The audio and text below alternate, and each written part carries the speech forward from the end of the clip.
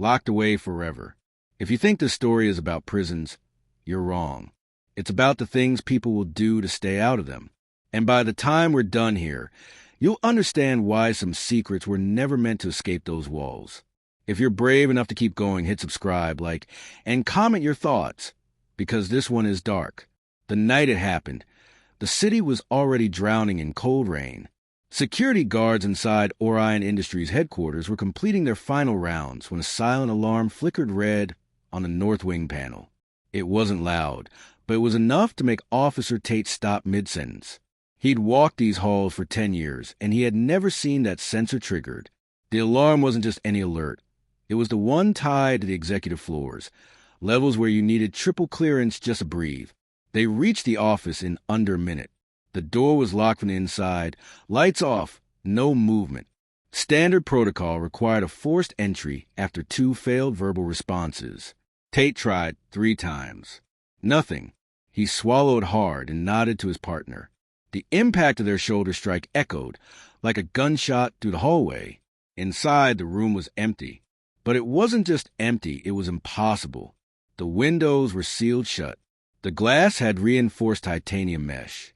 The room only had one door, and it only opened when they broke it down. The executive who worked here, Adrian Wolf, was nowhere in sight. His phone was still on the desk. His badge and keys lay next to it.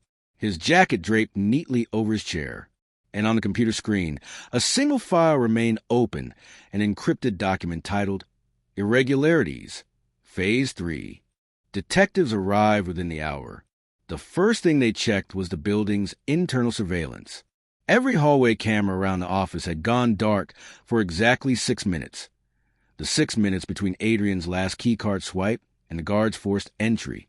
No static, no distortion, nothing. The feed simply froze. Digital access logs confirmed something even stranger. Adrian's badge registered him entering his office at 9:43 p.m. After that, there was no exit log, no secondary badge scan, no backup system showing motion at the door. As far as the building was concerned, he was still inside that room. His disappearance wasn't just puzzling. It broke the rules of physics. Detective Mara Quinn took the lead. She was sharp, quiet, and carried herself like someone who'd spent years staring into the eyes of people who lied for a living. She scanned every corner of the office. Vents, floor panels, storage cabinets. She checked the desk drawers. She crouched under the table. Nothing. No struggle. No signs of forced movement. No residue, footprints. Prints out of place. The office felt untouched, like a stage set minutes before curtain rise. Then one thing caught her eye. A hairline seaming wall to the left of the window, so thin you'd miss it unless the light hit at the perfect angle. Quinn pulled out her flashlight, tracing the edge. The beam trembled slightly in her hand as she realized what she was looking at, a concealed panel. Newly installed, not documented in any architectural blueprint the company had provided. Behind that seam was something the company didn't want them to find. Quinn called for a thermal camera. The reading showed a cold void behind the wall, an empty space extending deeper than any standard maintenance shaft should. Even stranger, dust patterns on the floor suggested that the panel had been opened recently, within the last 24 hours. The corporate executive hadn't vanished into thin air. Someone had built him a way out, or a way in, and when detectives forced the panel open, what they found inside would become the first clue in a case that would eventually lead them halfway around the world, straight to the gates of Goulburn Supermax, the world's most secure prison, where secrets go to be buried. Detective Mara Quinn steadied her breathing as a concealed panel swung open with metallic groan. A cold draft pushed out, carrying the faint smell of dust, old wiring, and something else, something sterile and clinical, like a place not meant for human presence. Her flashlight cut through the darkness, revealing a narrow passage that snaked deeper than the building's blueprint ever admitted existed. The shaft was barely wide enough for a single person to move through sideways. Metal rungs descended into a dim lower level. Fresh scuff marks lined the edges, as if someone had moved through in a hurry, someone trying to disappear. Quinn crouched, running her fingers along the scraped metal.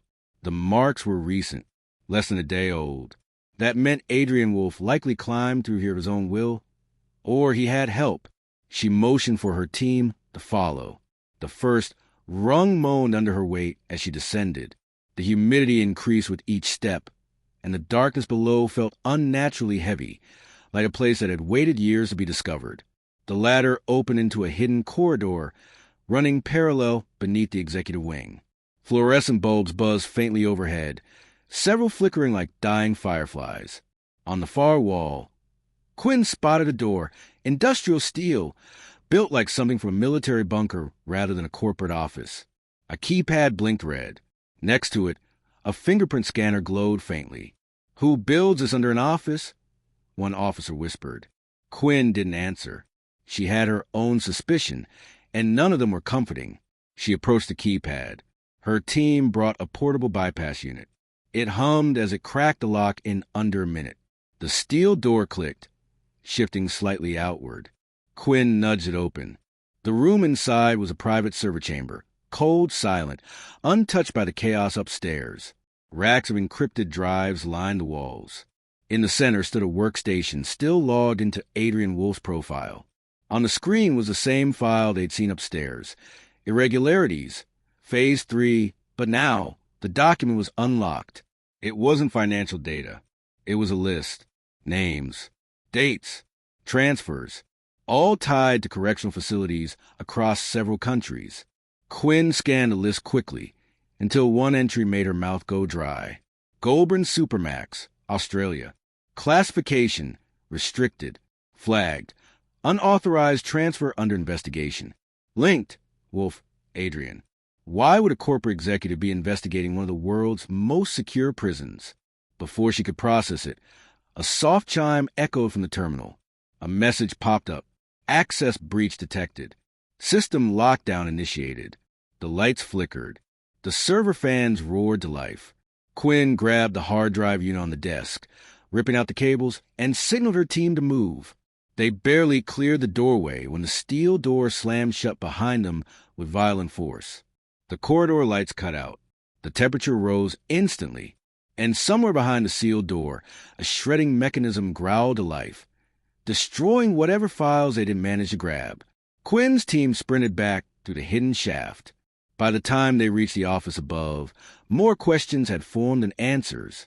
Who was Adrian investigating? Why did the company hide a server room beneath his office? And how did a prison in Australia connect to a disappearance in the United States? While officers sealed off the floor, Quinn pulled a recovered drive close. She didn't know it yet, but the information inside would soon pull her into a labyrinth far darker than she'd imagined. Hours later, as the team combed the building for clues, a chilling notification hit Quinn's phone. A body had been discovered.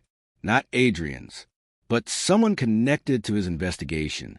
Found in a rental car, parked outside a private airstrip. No signs of struggle. No fingerprints. In the victim's pocket, a boarding pass. One way, destination, Sydney. Quinn closed her eyes. Adrian Wolf had never disappeared by accident. Someone was moving him across continents.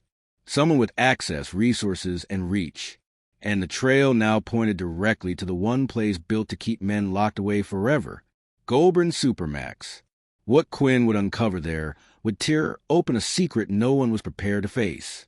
Detective Mara Quinn hated flying, but the unease in her chest on the 14-hour flight to Australia wasn't from turbulence. It was from the evidence she'd pieced together over the past 48 hours. Evidence that suggested Adrian Wolf hadn't just vanished.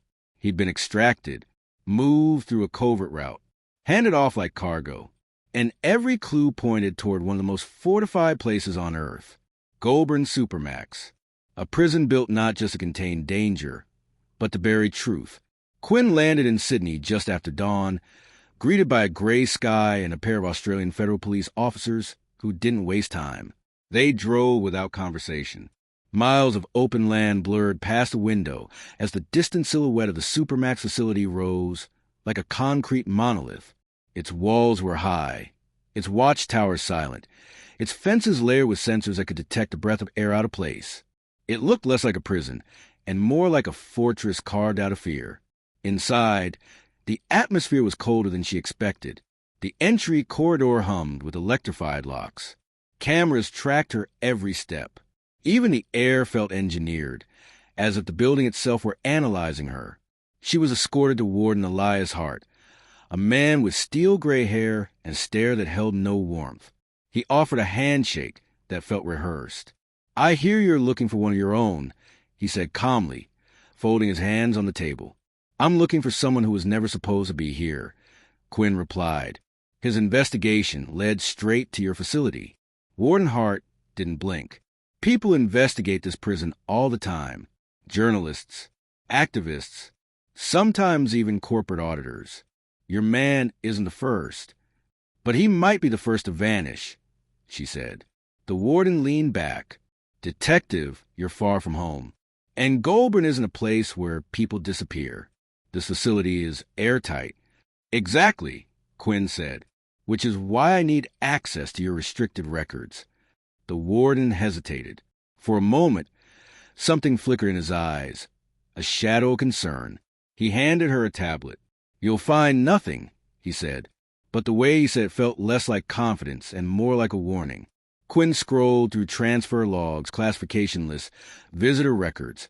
Nothing about Adrian Wolfe. No unauthorized entries.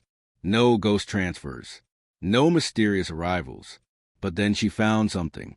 A sealed file labeled Operation Blue Corridor. Access restricted. Authorized personnel, Wolfe, Adrian. Her pulse jumped. "Why is his name authorized for an Australian internal operation?" she demanded.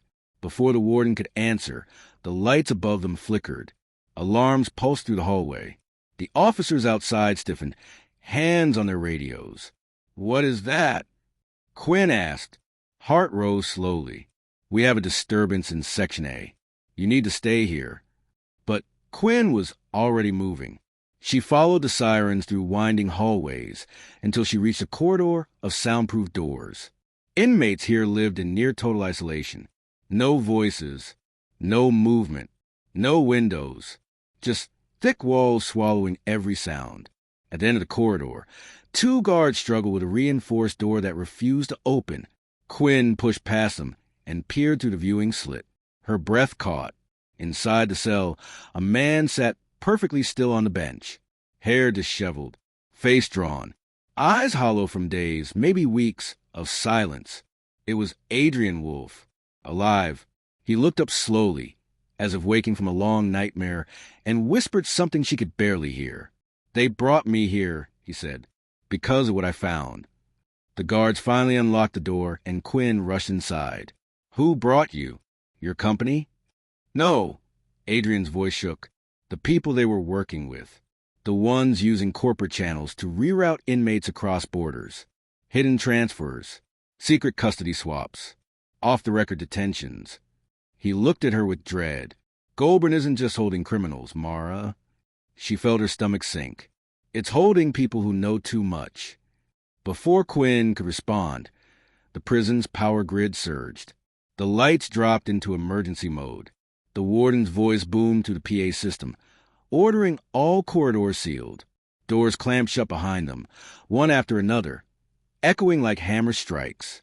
Someone didn't want Adrian leaving this cell. Quinn grabbed his arm. "We're going now." They sprinted to the emergency exit route, alarms blaring overhead. Guards shouted commands. The facility locked down layer by layer. The Supermax was designed to trap men forever, and now it was trapping them. They reached the outer gate just as a black SUV skidded into the loading bay. Australian Federal Police officers spilled out, weapons drawn, not at Quinn, but at approaching shadowy figures wearing unmarked uniforms. The standoff lasted seconds. Then the unmarked men retreated, disappearing into deeper corridors. Quinn shoved Adrian into the vehicle, and they sped away from the fortress just as the final gate slammed shut behind them. Hours later, as federal agents secured Adrian for international transport, Quinn finally asked a question that had haunted her since the beginning. What was Phase 3? Adrian looked at her with exhausted eyes. The blending of corporate and correctional systems, companies and governments cooperating to hide people who threatened their bottom line. I found a connection. and they were going to bury me in the one place no one leaves. Quinn exhaled slowly. Goulburn Supermax. Adrian nodded, locked away forever. Days later, as Quinn prepared her final report, she received a call. A quiet whisper from a blocked number. "You pulled one man out," the voice said, but the program didn't stop. "And the next transfer has already happened." The line went dead. Quinn stared at her phone, a chill running through her spine. If you think this case is over, you're not ready for what comes next. Hit subscribe so you don't miss the next story.